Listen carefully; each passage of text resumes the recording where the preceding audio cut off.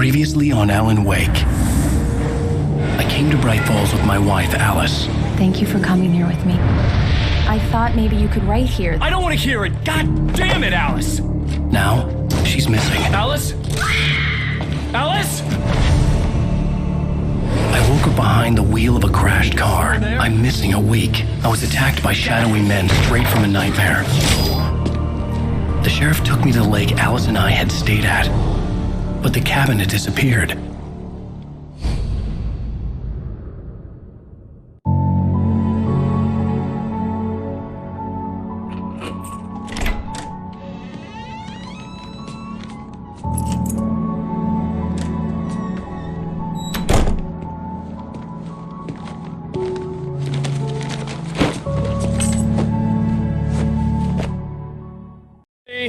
I'm home. Back here, sweetie. How was it? Worst weather I've ever seen. You should put some coffee on. It'll warm you up.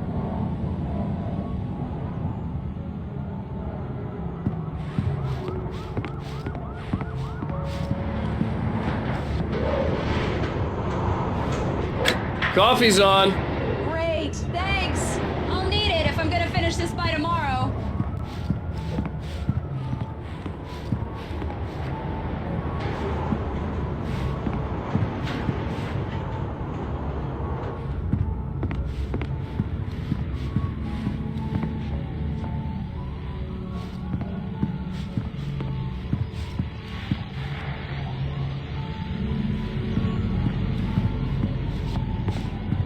Oh, hey, I just finished those cover mock-ups. They're on your desk. Tell me what you think.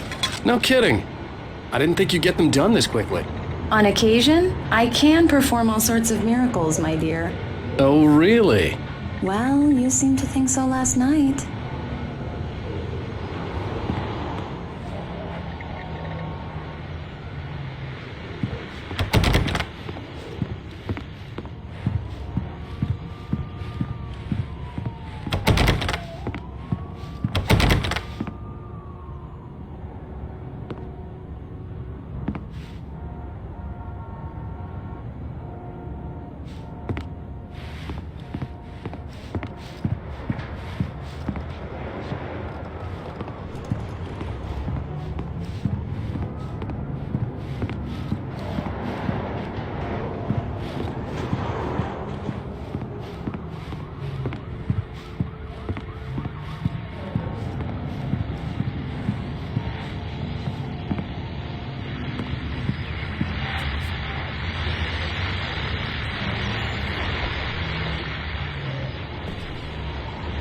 These look really good. Oh, sure, until Barry gets his hands on them. Which, by the way, will happen over my dead body. The last time was the last time. It's true what they say about the fall and the sudden stop at the end. I'd lain here in the snow while the lurid chain of scenes that had led me here kept playing in my head. A rerun of my own private snuff movie. A memory of my corpse. Alone at my own wake. Thinking in metaphors again. The femme fatale was gone. Only a sour taste remained of the kiss that killed me. This was a late goodbye. 13 years after I'd gotten my revenge, it had finally caught up with me.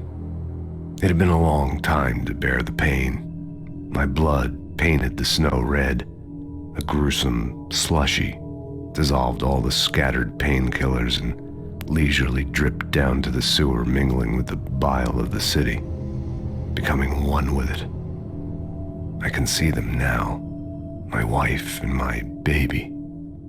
Honey, I'm home.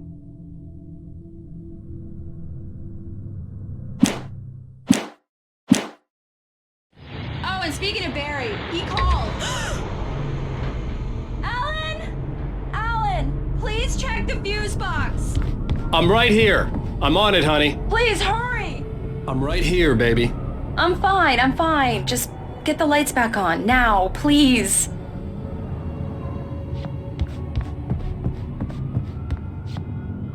Honey, it's a power outage. I've got the flashlight. Okay.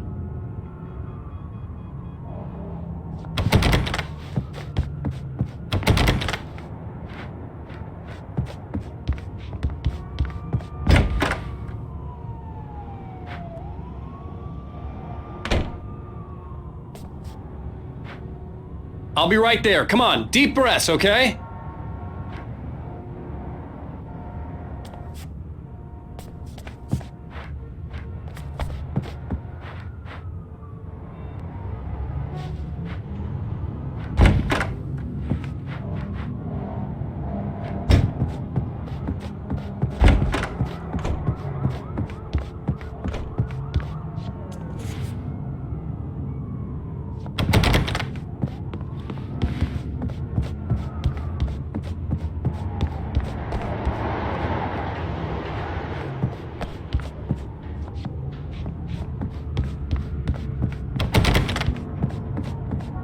Hi.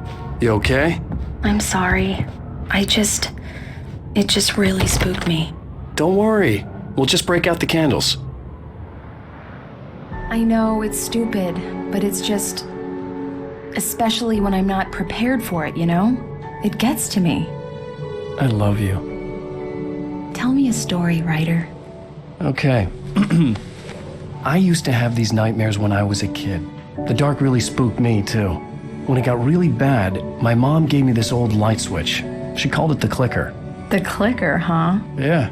If I ever got scared of the dark, I could just flip the switch and a magic light would scare the monsters away. Oh, sure.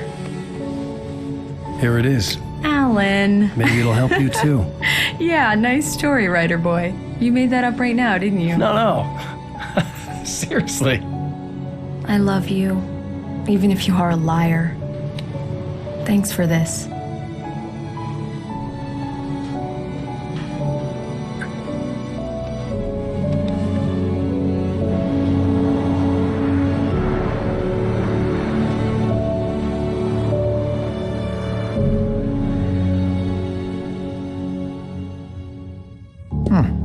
How do you feel, Mr. Wake? Any nausea, disorientation, anything like that?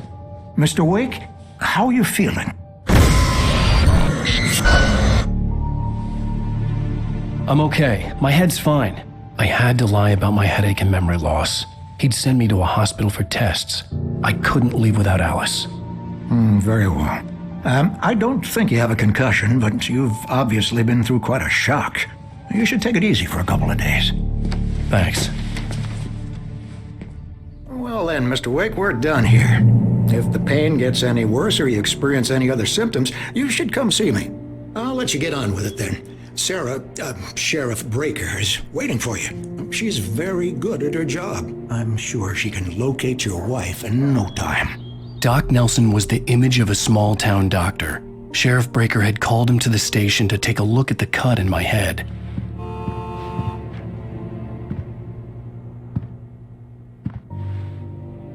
I'm sorry you had to cut your morning fishing short for this, Doc. Oh, she's a beauty, ain't she?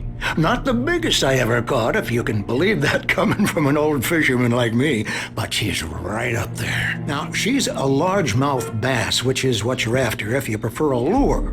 Now, if you want either trout or salmon, on the other hand, then it's fly fishing for you. You a fishing man, Mr. Wake? Oh, doesn't really matter, I suppose. But it can be very relaxing out there. You can't get me off the water this time of year. Closest thing to heaven. I'll take your word for it, Doc.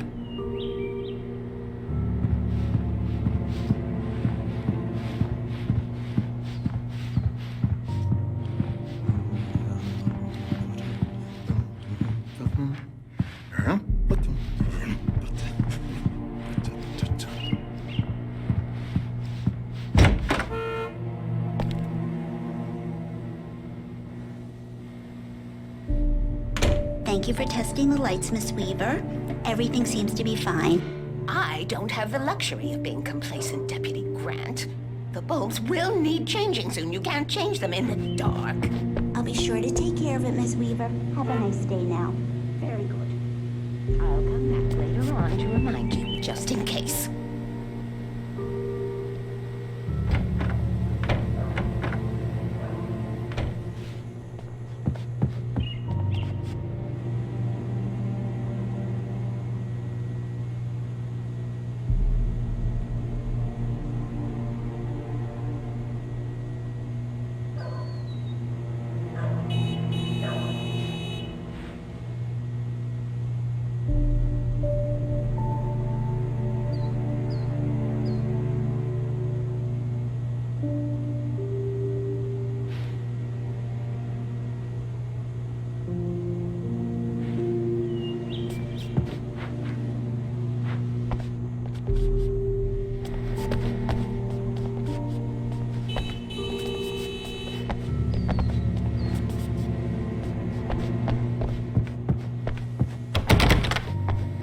Mr. Wake, the sheriff is waiting for you in her office down the corridor.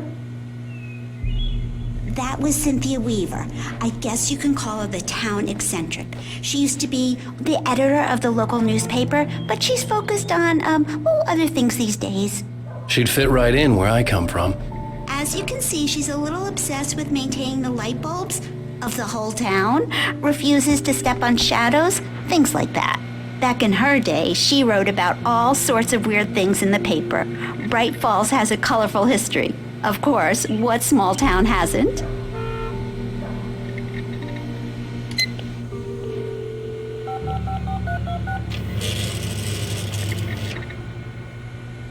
The sheriff wants to see you in her office, Mr. Wake.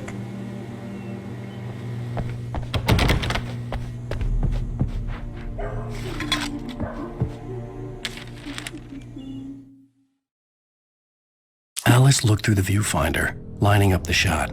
Cauldron Lake was breathtaking. Something caught her eye. A figure standing in the shadows behind the cabin, like a thin woman in a black dress. She lowered the camera and looked again. No one there. Just a collection of bushes that looked vaguely human-shaped. She shook her head and laughed.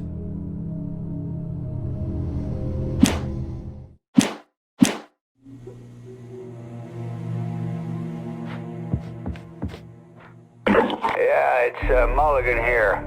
I'm at Stucky's gas station with Thornton. There's no sign of him. Over. Wait. Yeah, this is Thornton.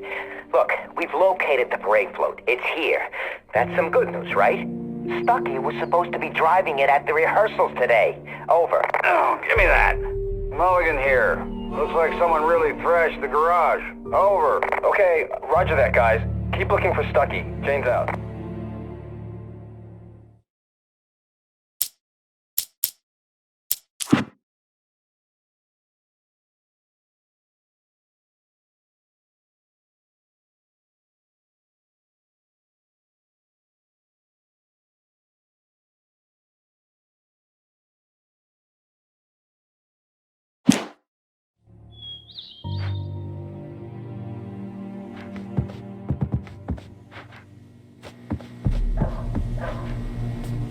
Sheriff Breaker is waiting for you down the corridor in her office.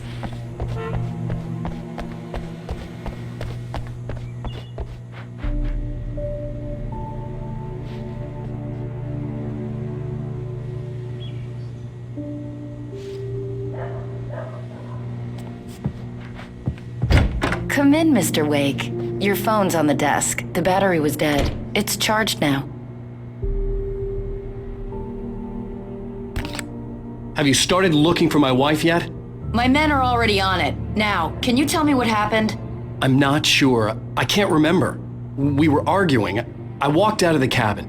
The cabin on Cauldron Lake? How did you end up at Stucky's gas station? I wanted to tell her what had happened last night, but I couldn't. She'd lock me up. Excuse me. I need to take this.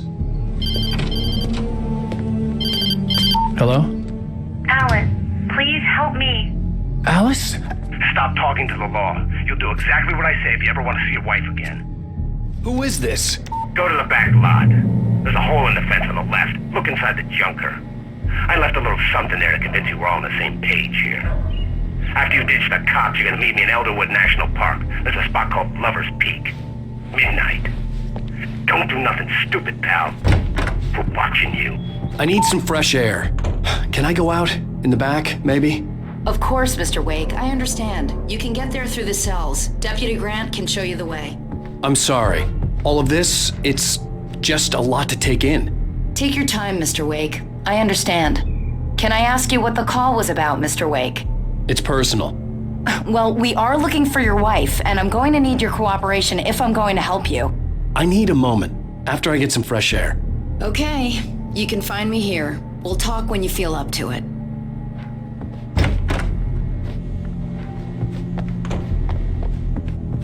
Mr. Wake, can I help you with anything? I need to get some air. The sheriff said I could go out back.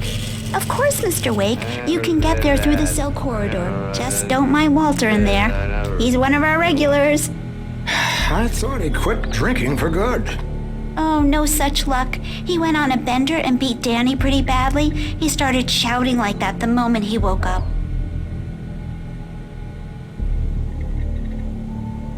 You can get to the back lot through that door and down the corridor. Hey, mister! Hey, can you turn the light? The light's on! The deputies, they don't understand. They won't listen to me. I need it to be bright in here. Thank you, man, thank you. Hey, you're all right. You're a good guy. Don't let anybody tell you different. You know, I shouldn't even be in here. The cops, they got it all wrong. See, sure, I beat him up, but I wasn't drunk. I mean, I wasn't drunk at the time. I only got drunk afterward. Okay, listen, you gotta listen carefully now. Here's the kicker. That wasn't Danny. No, sir. It only looked like him. You wanna know who it really was? I'll tell you who it really was. It was a goddamn space alien! I know it sounds like something a drunk would say, but believe me, I wasn't drunk then.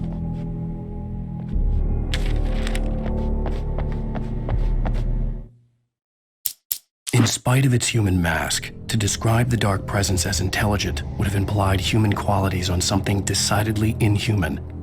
Nonetheless, it found the one spot in the diner that was dark enough. Some light spilled into the corridor, ravaging it. But it took the pain. Horrible as it was, the writer would soon fix that. He would be coming to the one place where it still had power.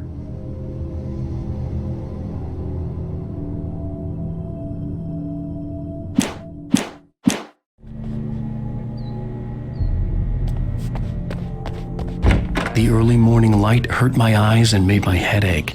The man on the phone had said, "Go through the fence on the left."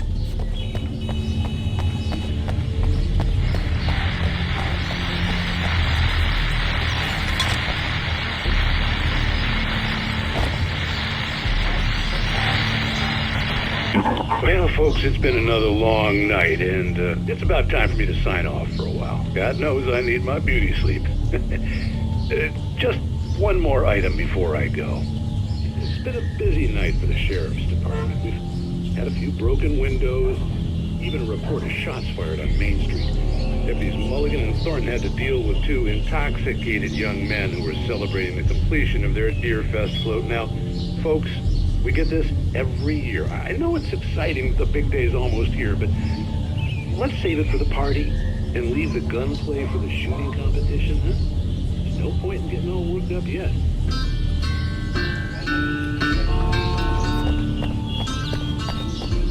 The caller had told me to find a hole in the fence behind the police station. There was something for me in an abandoned car.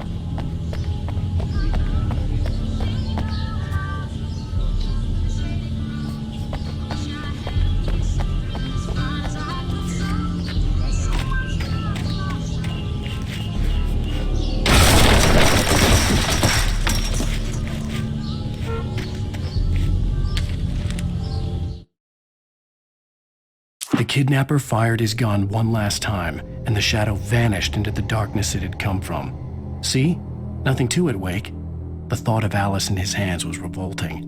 We stood on the wooden platform of Lover's Peak, the waterfall on the mountain behind us, the lights of the radio mast blinking red in the heights above.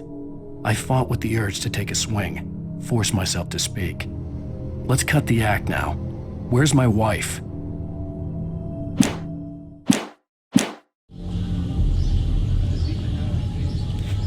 Alice's driver's license had been placed on the front seat. The caller meant business. Barry? Ow! Ow! Thank God! Where the hell have you been? I've been trying to reach you for a week, you and Alice. I've been worried sick. I flew out yesterday. I'm here in Bright Falls. Barry, listen to me. I'm at the sheriff's station. Come and get me. I can't talk now. Al, what the hell is going on? I had to get the sheriff to let me go. I needed to get to Elderwood National Park to meet Alice's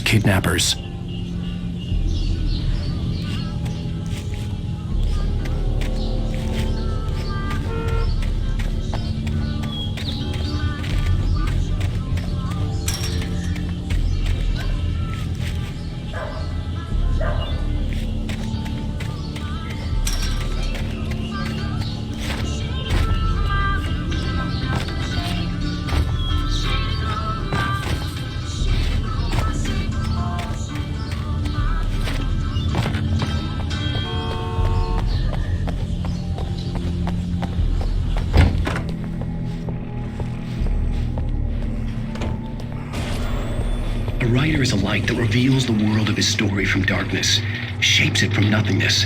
The way a sculptor carves a statue from a block of granite. If I stop, the world I'm making dies. Darkness will reclaim it. It's a long, hard journey into the dark. Alice's life is at stake, but I can't think about that, or I'll lose it. The dread lingers at the edge of perception. I'll push on. Anything is possible here. I'll write the story. I'll save her. Marvelous, Sarah. I just wanted to settle all the damage the Anderson brothers might have inadvertently caused on their recent and regrettable little outing. They are not accountable for their actions, of course. I can assure you that my staff has been reprimanded. Tor and Odin never caused any trouble to anyone when they were still living at their farm. Indeed. All we can do is to slow down the progress of their dementia.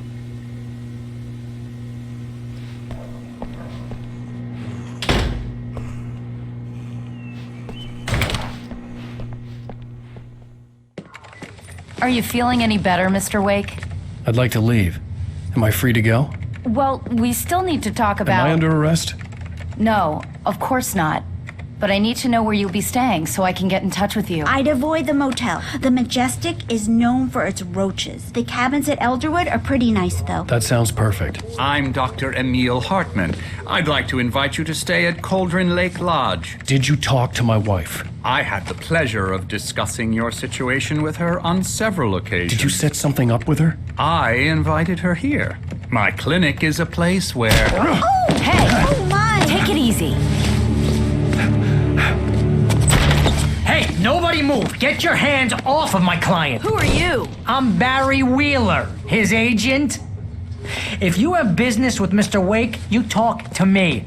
You yokels won't know what hit you once I sick my lawyers on your asses. No harm done, Sarah. I'm all right. I don't want to press charges. Mr. Wake, my offer still stands. Get me out of here.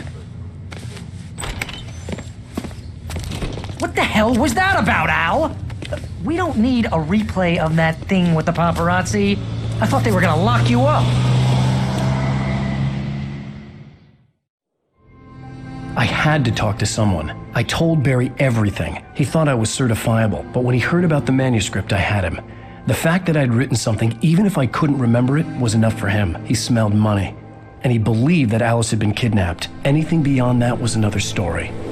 I had a midnight appointment with the kidnapper in a place called Lover's Peak, somewhere in Elderwood National Park.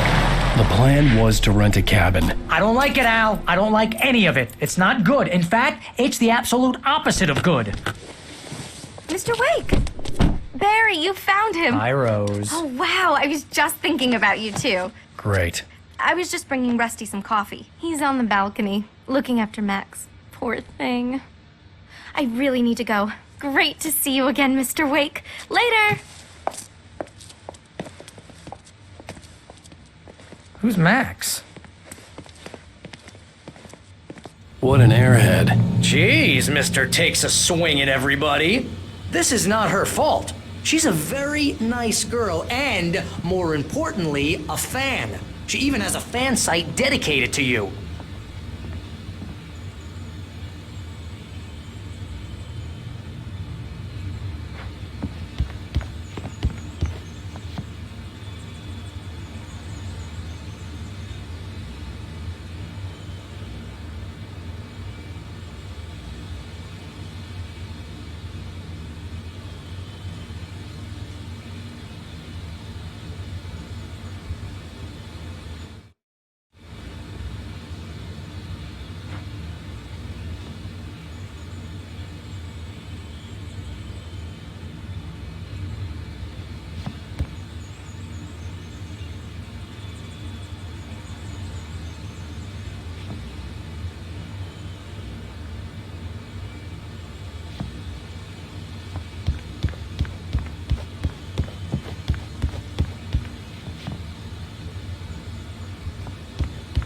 Seriously, Al, what you were saying in the car, just listen to yourself.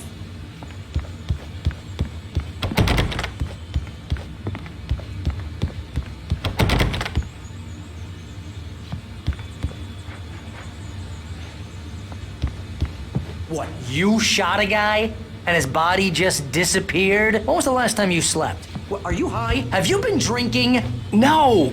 Look, Barry, I'm missing a week, and someone's got Alice. Do you understand what it sounds like when you say stuff like that? Don't get me wrong, it's a good story, could be a bestseller. But when you start confusing fiction with reality, you're buying yourself a ticket to the funny farm. Wait here.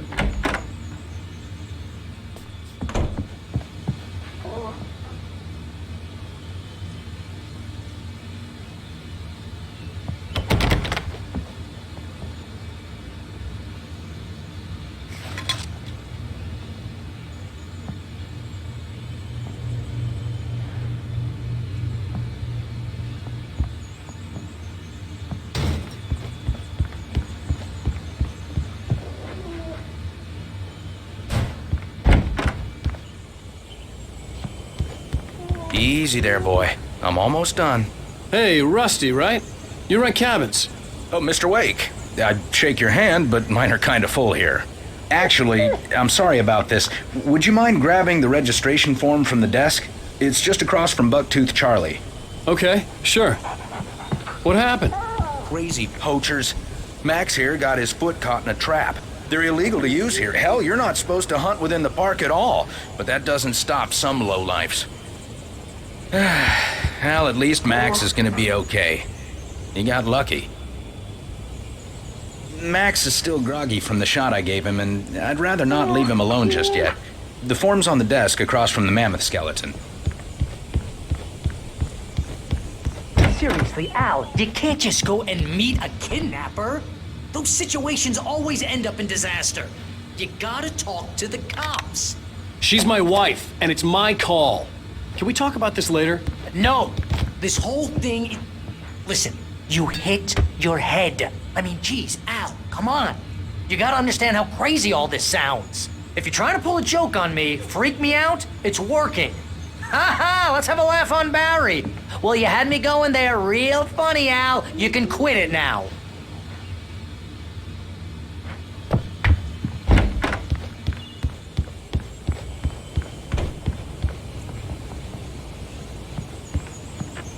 I think this is the form you wanted. And here are the keys. Okay, you're all set, Mr. Wake. Glad to have you staying here. Thanks. Can you tell me how to get to Lover's Peak? Oh, sure. It's at the end of the nature trail. Just follow the paths, you'll get to it eventually. It's an easy walk. Nice spot, too. If you have any trouble finding it, just keep your eyes on the radio mast. It's right below that. Oh, and hey, if you take a walk in the woods, watch your steps so you don't end up like Max. I guess I'm a little worried. We got a bunch of campers out there we haven't heard from. It's not like these people are on a schedule, but with the traps, well, you know. I just don't want any trouble. Right, thanks.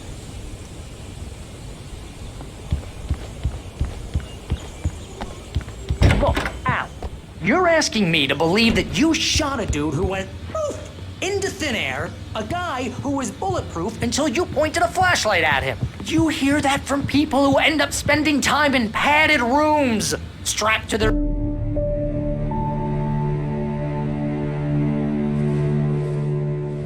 That's just crazy talk, Al. Al? Al? We should go to the sheriff or call the FBI. Damn it, Barry, they'll kill her! This is not a goddamn debate, Barry. I'm going to Lover's Peak. He said to come alone. Okay then. I understand. You're my best friend, and I'm worried that you're not right in the head. Tell me what to do to help, and I'll do it. You stay here, and if I'm not back by morning, call the cavalry. Achoo!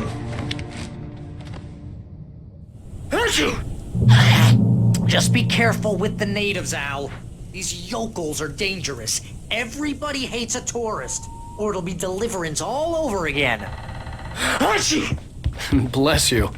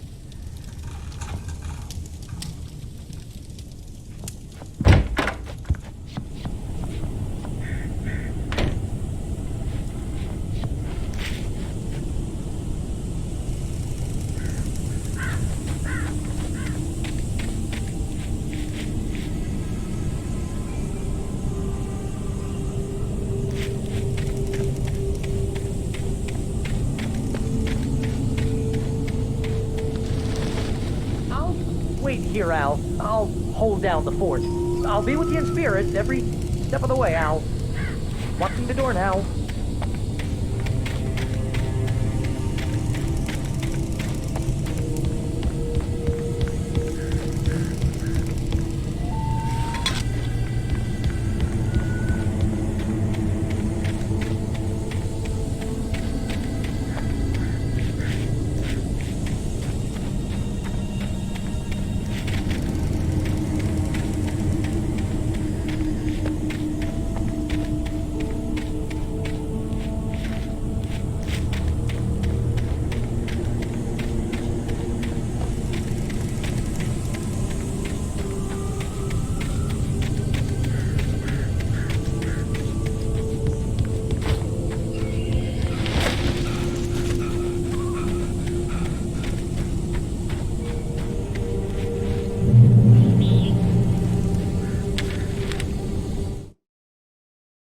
Barry had never gotten along with Alice, but he knew Alan loved her with an almost frightening intensity.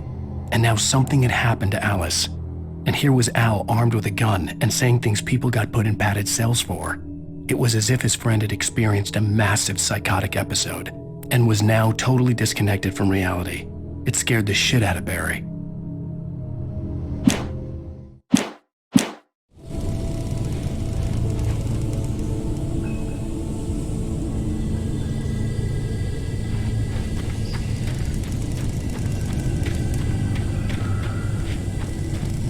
I knew I should have gone to the cops. This wasn't the smartest thing I'd ever done, but I was still angry with Barry for trying to talk me out of it.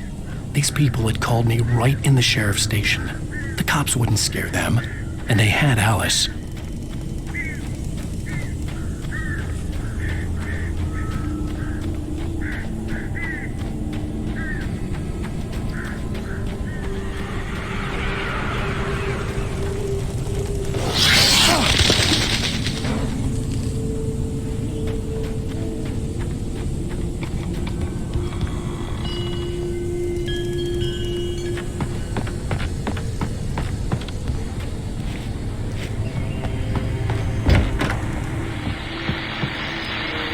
Welcome back to the show, folks. As promised, our very own Dr. Nelson has just parked his rear end in the studio. Doc, what's your Deer Fest plan like? My plan? You make it sound a lot more organized than I ever seem to manage.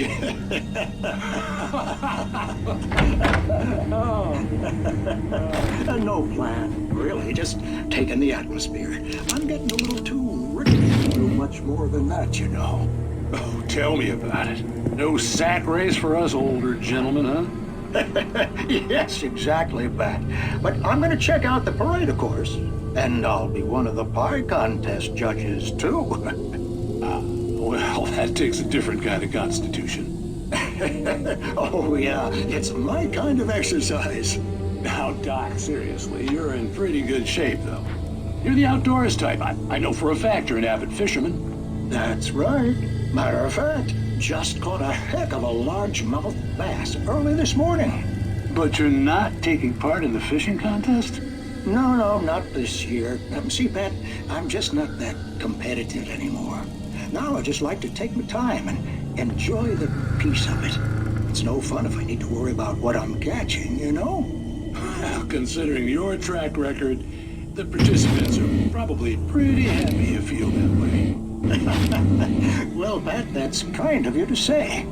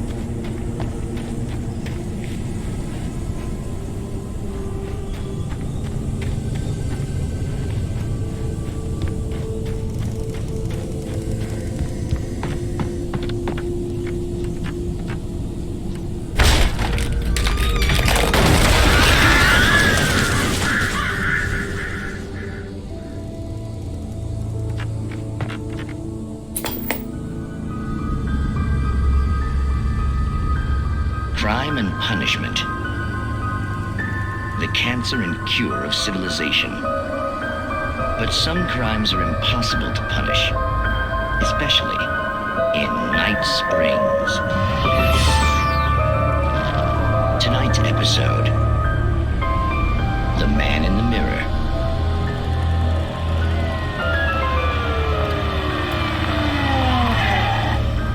He's inside, Agent. He's a weird one. So, you're confessing to killing that guy, huh? Why? Had it coming? Yeah, but why would you do that? I mean, you're a nice guy. Normal. Took your kid to a soccer game. So how come at the game, you pick a guy and, quoting from the arresting officer's report here, assault the victim's head area repeatedly with the weapon of choice being a pair of bare fists? Wow, that sentence really flows, huh? Maybe you're not the literary type. Okay, so you mess him up. But why? Who was that guy? We couldn't ID him. Why would a guy like you do him like that? I didn't like his face? Well, you must have hated it, because you really went to town there. I mean, there's no way to tell what he looked like. No ID on him either. That must be difficult. But then we ran the fingerprints. Got a match. Your prints. Identical. Huh, how about that? Your son said you were wearing a white shirt when you took him to the game. But the white shirt is on the dead guy. It's plenty red now.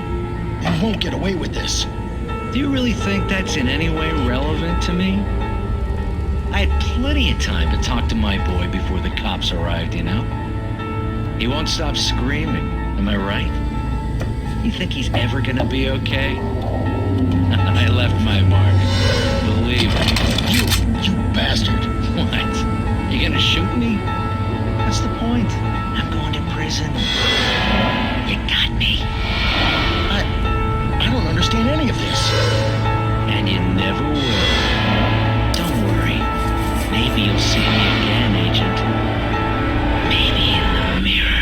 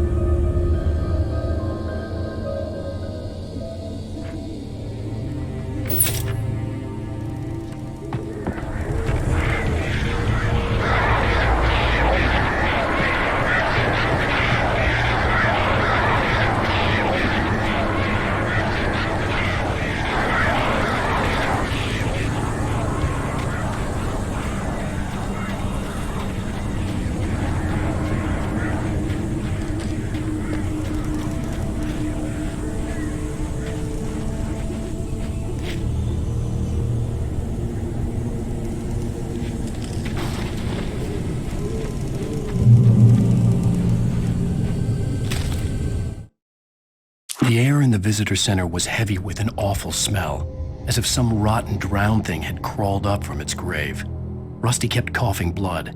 My eyes were drawn to the twisted shape of his broken leg. The attack had been vicious. Max whined in his cage. Rusty's eyes were wild with fear and terror. He gasped. "Mr. Wake, it happened just the way it was on that page."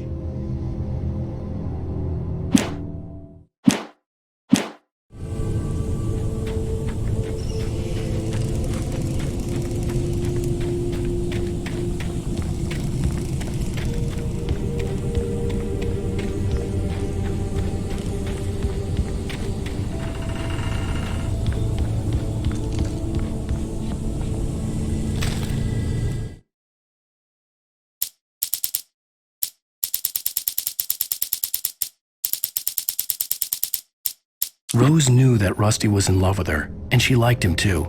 She liked him a lot. He taught her to dance, and life had certainly taught her the value of a man who was gentle. He treated her well, made her smile, made her feel good. But Rusty wasn't the prince of her dreams, and that tended to underline the unbearable truth. She was no closer to that Hollywood magic than he was.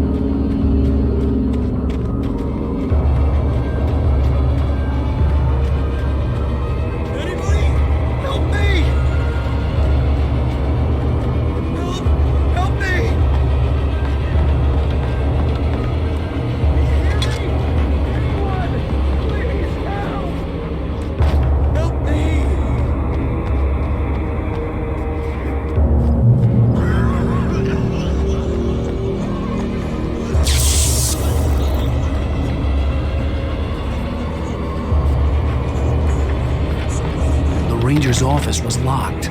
I'd need a key to get in.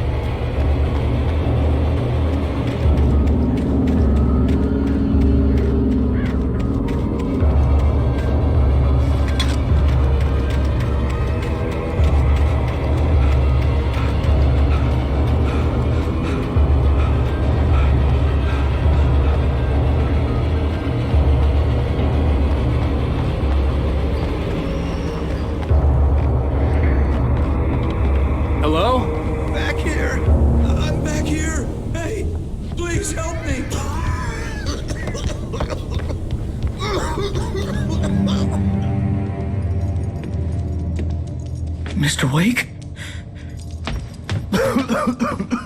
Oh, hell. It happened just the way it was on that page. I found. Came true. It knew. So dark. It'll come back for me. You must... The lights. In the office. I have the key. Okay, Rusty. Hang on. I'll be right back. Whatever did this couldn't be far. Rusty had found a page from the manuscript. It would help me understand what had happened.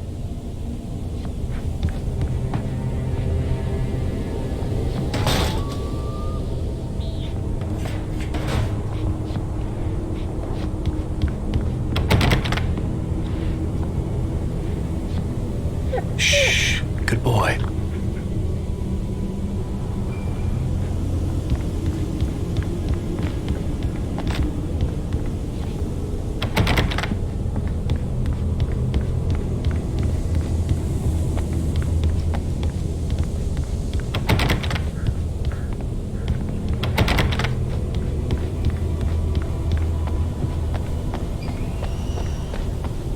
The only way to make sure that Rusty was safe was to get the power running and the lights back on.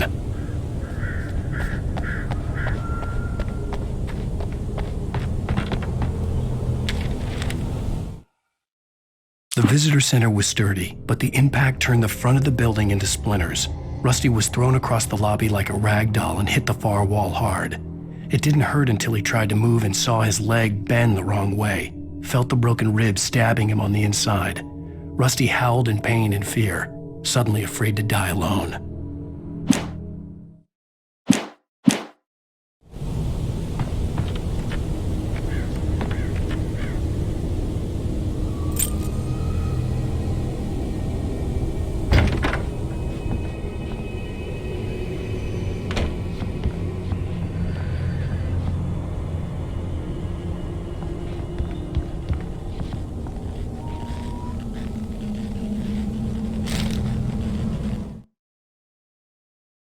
At the last instant, I changed direction and threw myself down. The axe splintered the trunk of a tree. I stumbled into the pool of bright light. My lungs burned. I was too exhausted to move. I tensed as I waited for the killing blow, but it never came. I raised my head. Nothing moved in the darkness beyond. For the moment, bathed in the cold light, I was safe.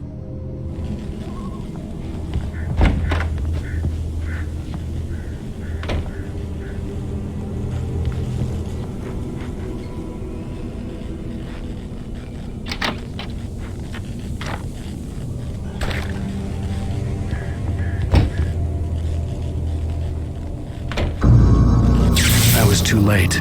Someone had destroyed the circuit breaker. There was no way to get the lights back on. Rusty! Rusty!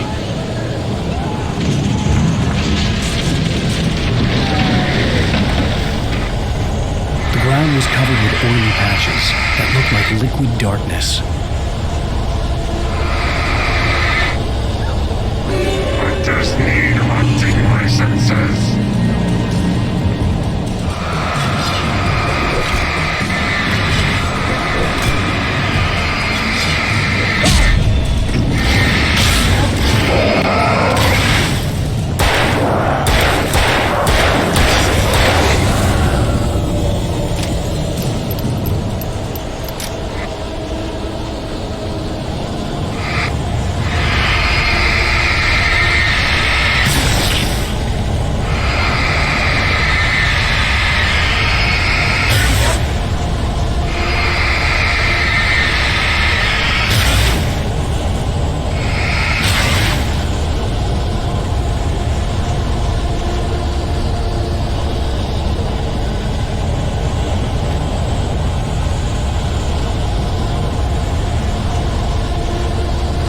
something had torn a mammoth-sized hole in the wall. Please! Don't feed the animals! Fishing is only permitted for those visitors who purchase a park fishing license. Obey the park ranger's instructions at all times. Rusty? Rusty, no! Never. Approach closer than 100 yards. To bears and wolves, never approach any other closer than 25 yards. Pets must be leashed. All times. Never leave your pet unattended. It is against the law to remove any historical artifacts from the park.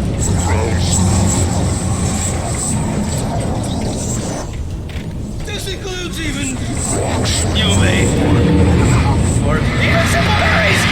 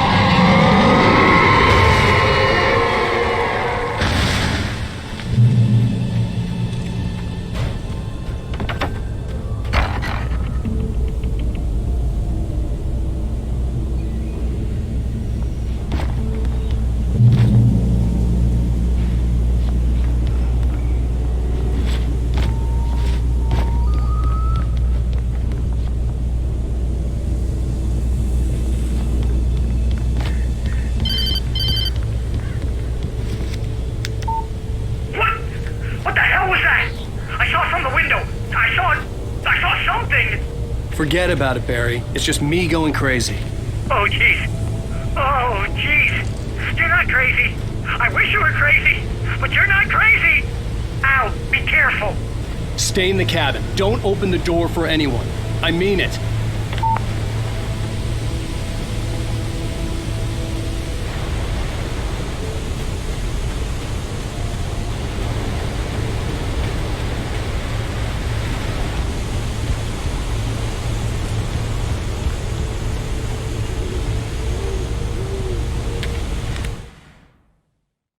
In that last instant of consciousness, Rusty thought about Rose.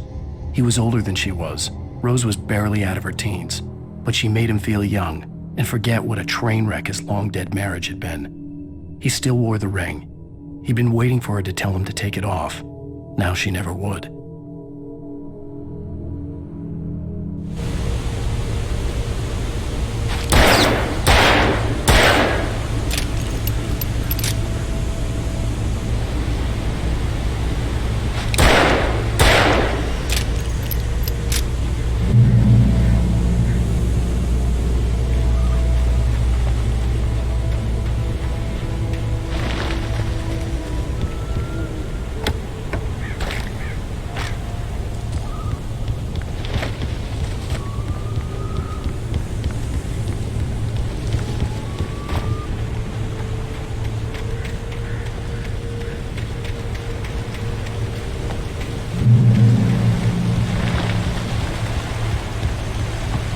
Lover's Peak was at the far end of the nature trail.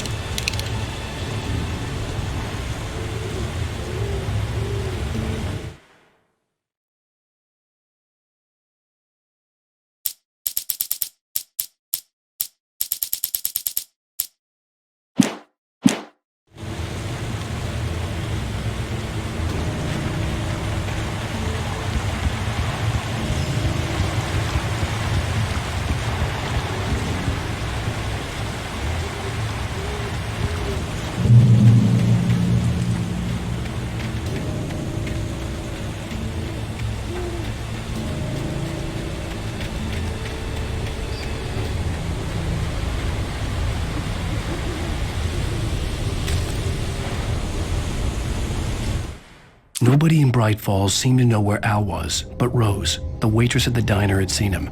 From what Barry could tell, Al pretty much fell off the face of the earth when he left the diner. Rose was just the kind of fan that Al hated, but she really tried to help. She was smart too, knew a lot about what was going on in the town, knew a lot about Al, even knew who Barry was. Barry liked her. That was no big surprise. When it came to women, Barry and Al rarely saw eye to eye.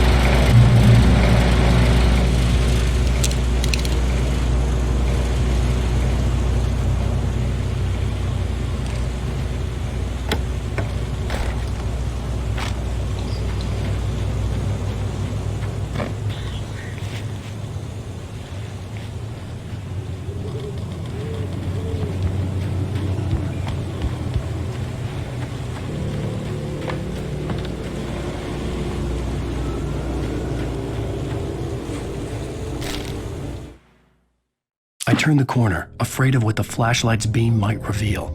Suddenly, a roughly painted symbol of a torch glowed in the light. Behind it, hidden by a rock, sat a battered metal trunk. It was here for a reason, packed with supplies, batteries, flares, ammo, things you need to make it through the darkness of the night. Something left behind by someone who knew what I knew, and more.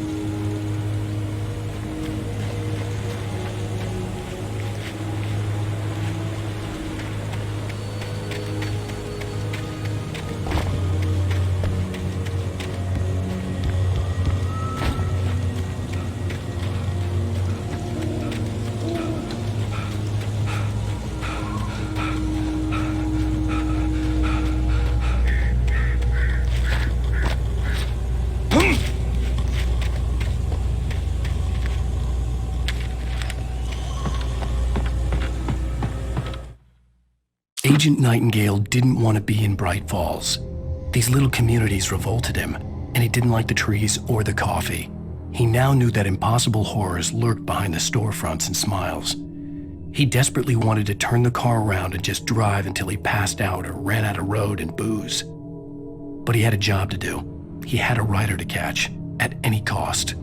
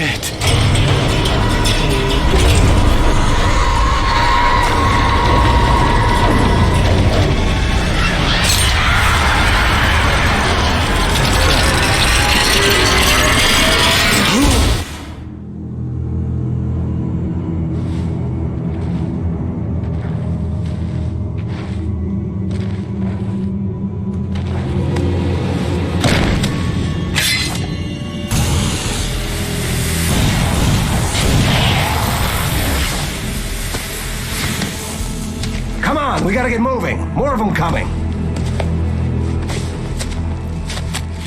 That flashlight's kid stuff. The flares won't keep the bastards away.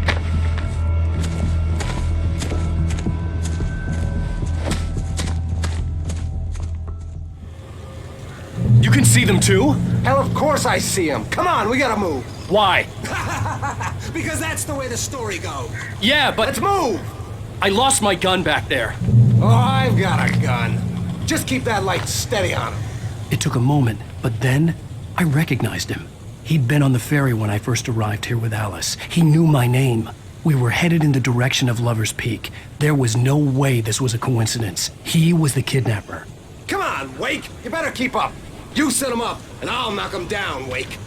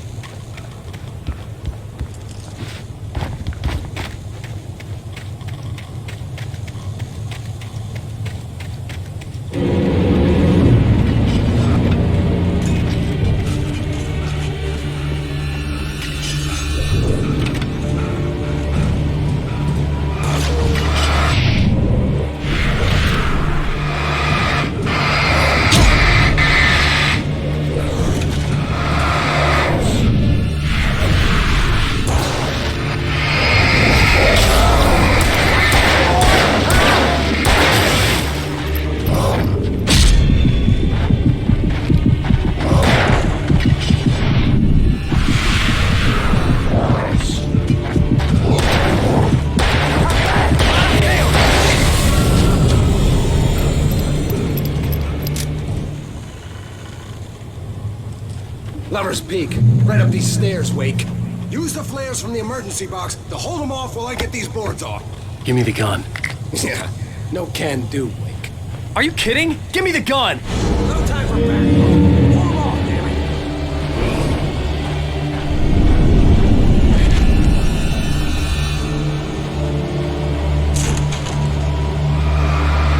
Just a little longer. Scare them off.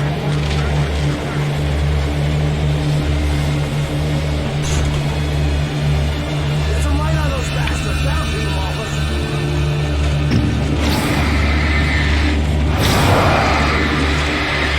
Just a little longer. I almost got it.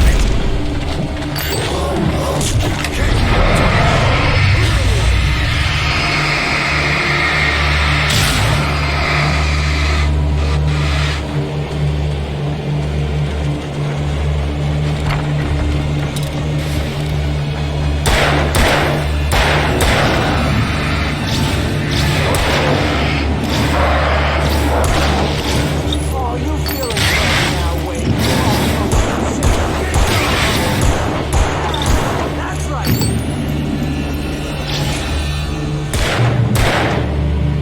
Come on. All these sissies are afraid of the dark.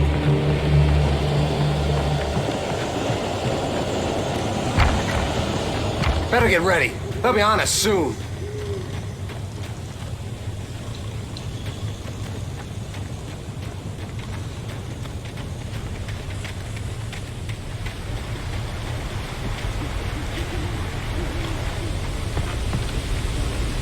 This is it, Wake. The last stand. There's more flares here. Get ready. We fight them as long as they keep coming. Give me the goddamn gun! They're coming! That's not how this goes. Get with the program, Wake. That's right. Already died.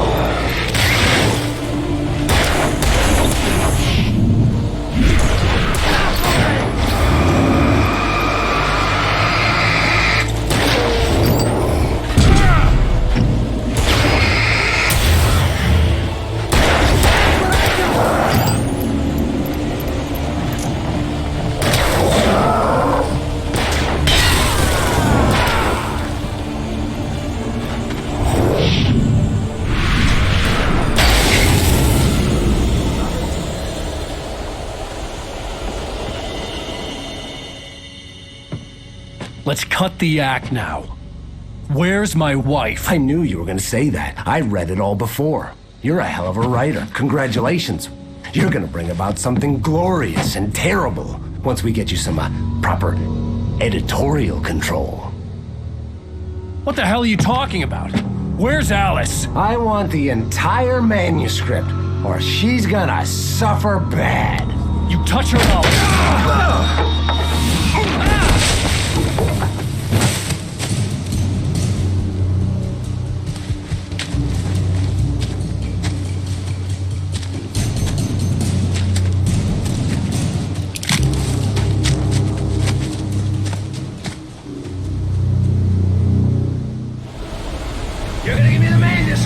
You'll be sorry! No! Come back here! I swear I'll kill you if you hurt Alice! Do you hear me? Come back here! He had Alice, and he wanted the manuscript because he thought it held some magical power. But I had no manuscript to give him. I had to get back to Barry and figure out my next move.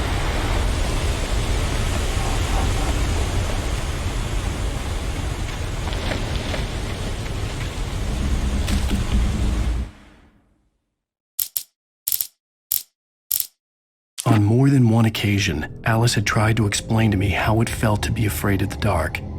To her, darkness wasn't simply the absence of light, but something more tangible than that.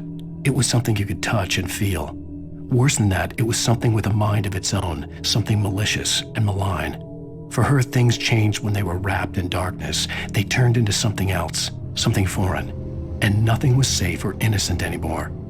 I'd never really...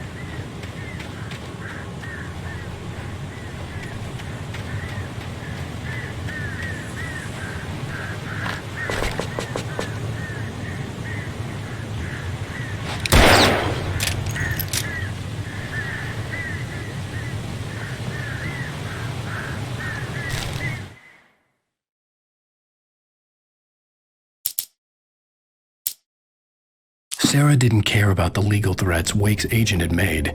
She let Wake go without argument, because there was something about him she couldn't quite put her finger on, something that reminded her of her father. She didn't think Wake would hurt his wife. Then she thought about the way he waded into Hartman, that hair-trigger rage flaring up without warning.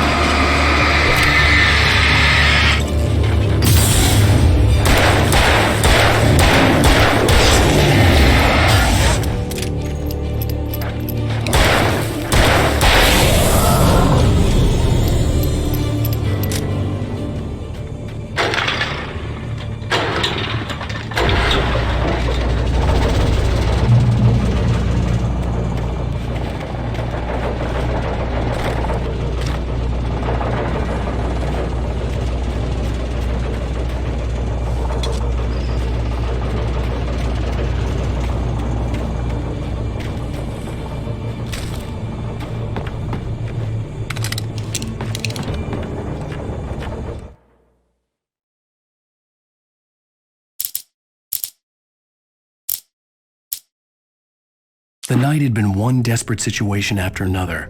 I was exhausted, and my body felt as though it had been chewed up and spat out. The flashlight was heavy in my hand, and each pull of the trigger sent a painful shock up my arm. But I was finally out of the woods and things were looking up. That's when I heard the chainsaw.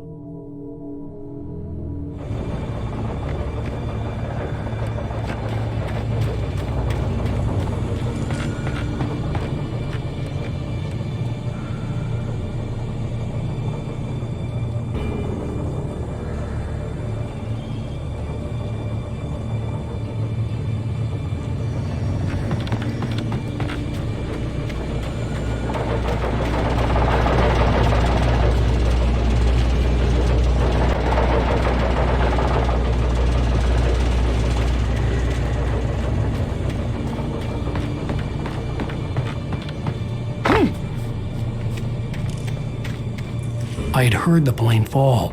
It made no sense. It was clear that it had just fallen here. It was very old and obviously hadn't flown in decades. Looking at it sent a shiver down my spine.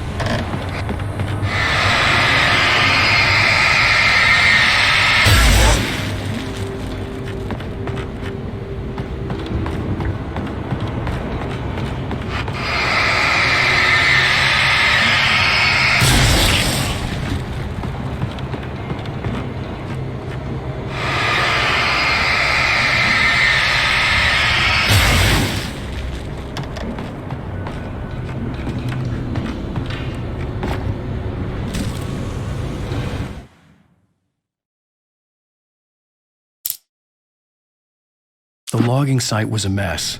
The modular office had been pushed off the cliff.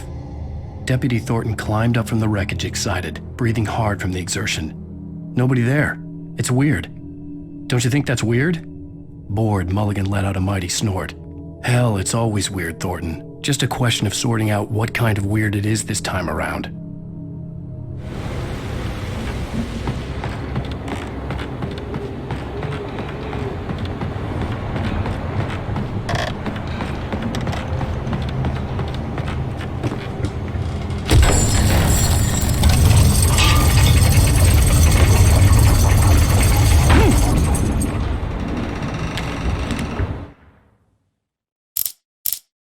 When Barry saw the darkness attack the visitor center, it made him a believer.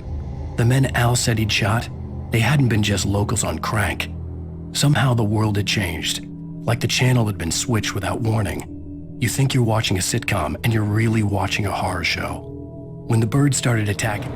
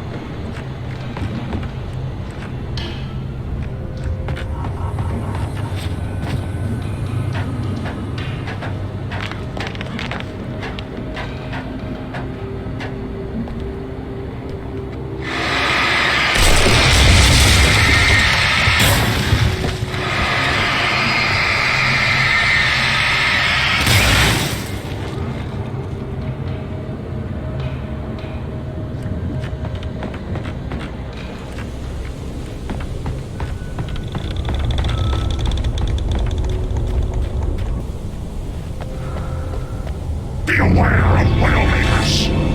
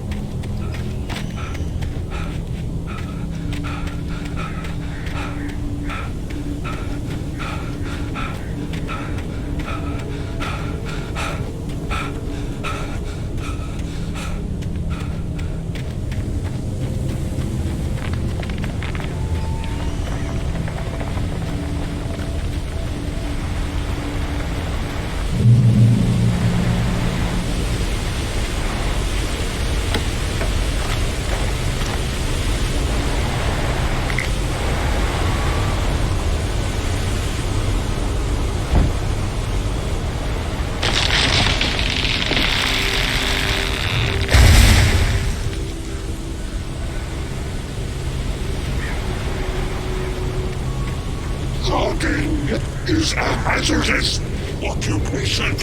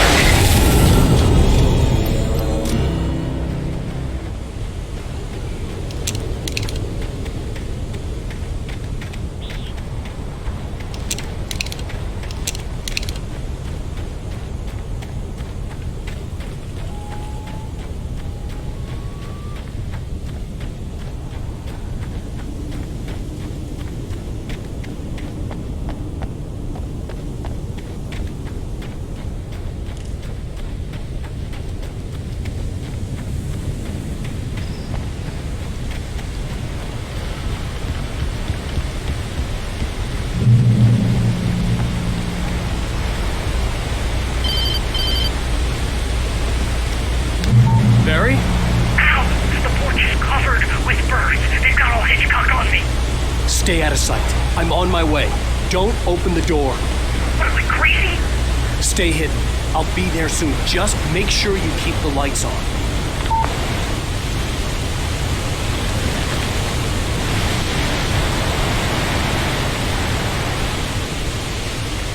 I still had to reach Barry at the cabin, but at least I was out of the woods.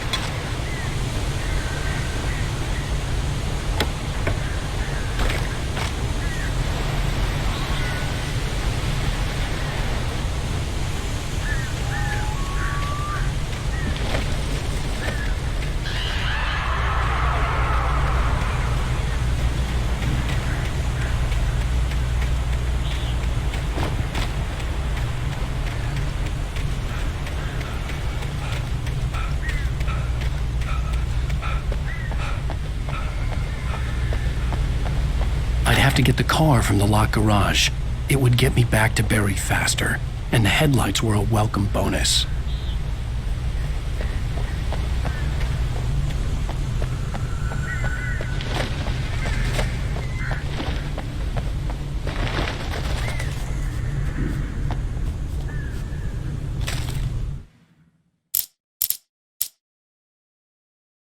The FBI agent's command froze me in place. I considered surrender. It was all falling apart anyway. I could give in, let someone else deal with it, but it felt all wrong. Call it instinct, his posture, the way he held the gun. He was no friend. Shots ringing in my ears, I leaped for the hole in the fence and stumbled into the darkness beyond.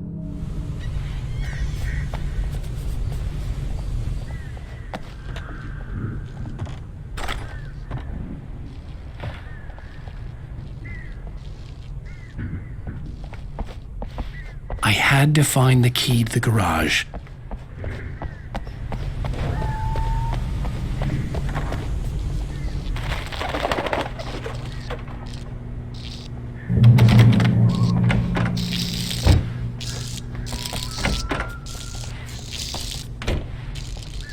I needed the garage key to get to the car.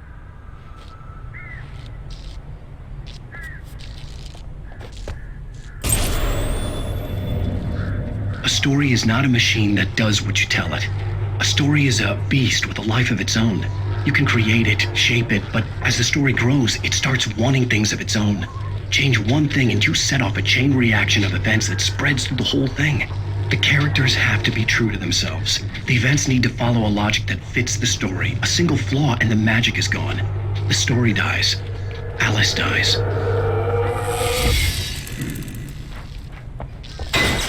You can hold on nature and your soul.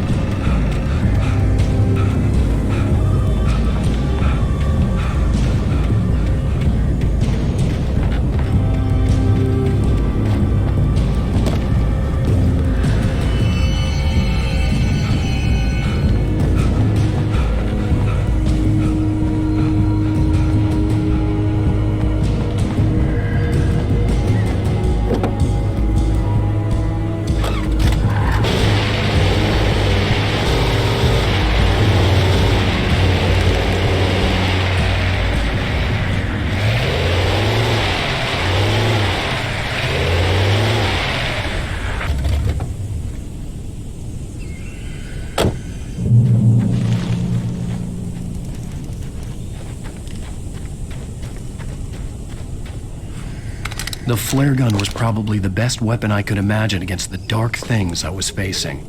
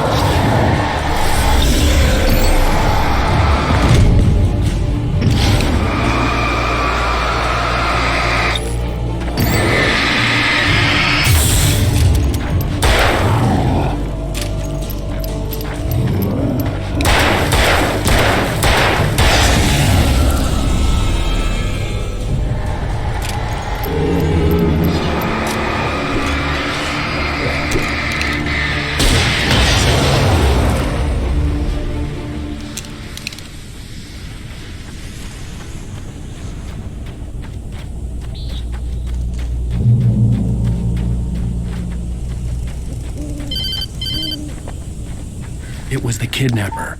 You son of a bitch! Where's my wife? Enough horseplay, Wake. You deliver the manuscript, and you can have your woman back. Simple as that. I don't... Listen.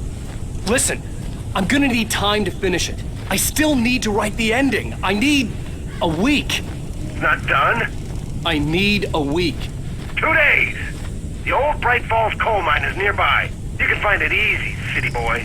The main building, there at noon. You bring the manuscript, you'll get your wife. If not, well, get me?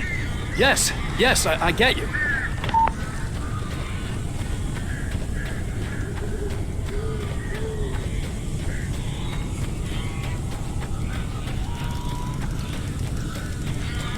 Barry had talked about birds over the phone.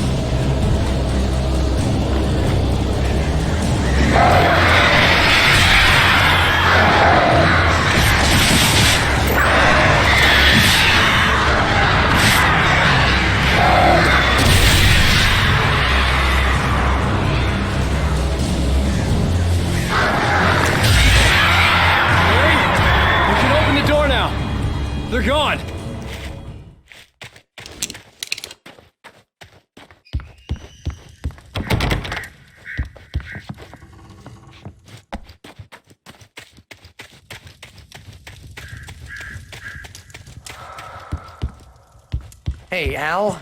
I'm sorry for thinking you were having a psychotic episode, man. I sent Barry to the town to ask around about a man fitting the kidnapper's description. He'd go through the archives of the local paper. Perhaps he could learn something. Anything about the island and the cabin that had disappeared. The man wanted a manuscript. I had to try to write him one to get Alice back.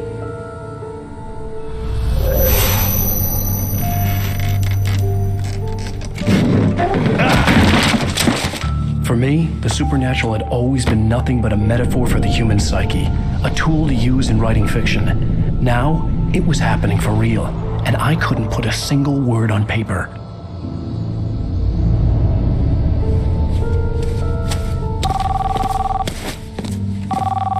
Barry Wheeler speaking. This is Rose. Rose? I found Mr. Wake's pages. Oh, you sweet, brilliant girl. Could you and Mr. Wake come get them? I live in the trailer park outside the town. We'll be there in less than an hour. I know. See you soon.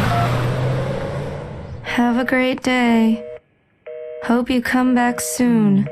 Welcome to the Oh Dear Diner. Good girl.